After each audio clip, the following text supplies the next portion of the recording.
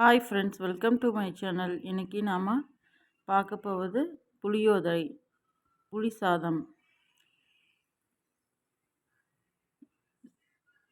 வீடியோக்கள் போகிறதுக்கு முன்னாடி சப்ஸ்கிரைப் பண்ணாதவங்க சப்ஸ்கிரைப் பண்ணிக்கோங்க. சாதத்துக்கு தேவையான பொருட்கள் என்னென்னு பார்த்துக்கலாம். புளி ஊற வச்சு எடுத்து வச்சுருக்கேன். பூண்டு இந்த மாதிரி 2 கட்டு பூண்டு நீங்கள் தொளிச்சு இந்த மாதிரி அரிஞ்சு வச்சுக்கோங்க. அதுக்கப்புறம் நிலக்கடலை இந்த மாதிரி தோலெல்லாம் எடுத்து நல்லா சுத்தம் பண்ணி எடுத்து வச்சுக்கோங்க. கடலைப்பருப்பு, உளுந்தம்பருப்பு,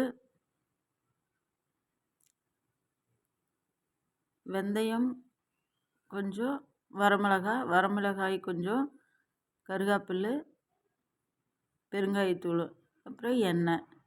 இது இதுக்கு புளி சாப்பாட்டுக்கு நீங்கள் நல்லெண்ணெய் யூஸ் பண்ணிங்கன்னா தான் நல்லாயிருக்கு.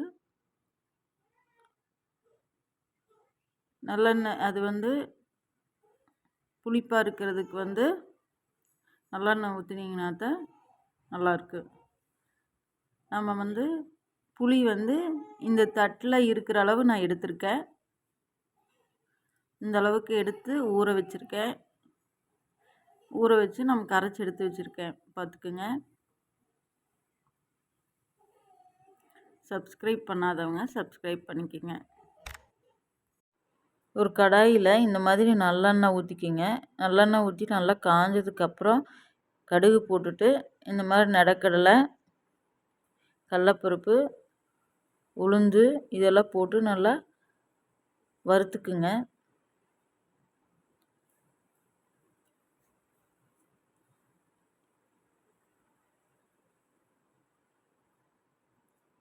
இந்த மாதிரி நல்லா வறுத்துக்குங்க.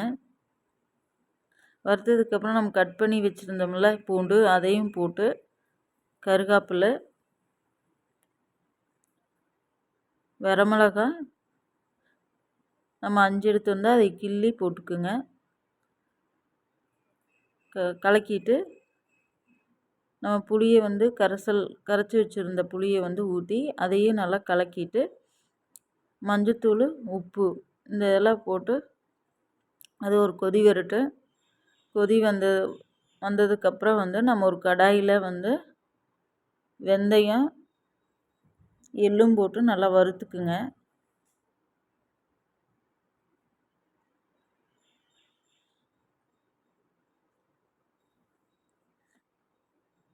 நல்லா வறுத்தாச்சு.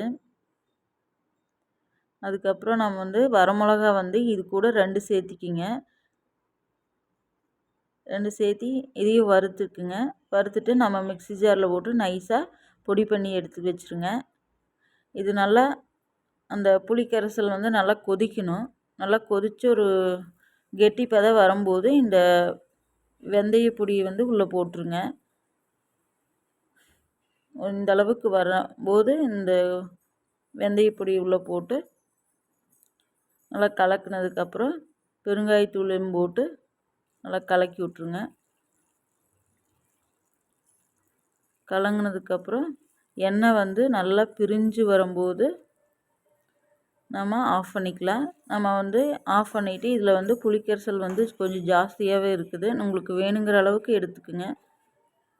எடுத்துட்டு நம்ம இந்த மாதிரி ஒரு பவுலில் தனியாக எடுத்து வச்சுருங்க. இது தனியாக எடுத்து வச்சுருங்க.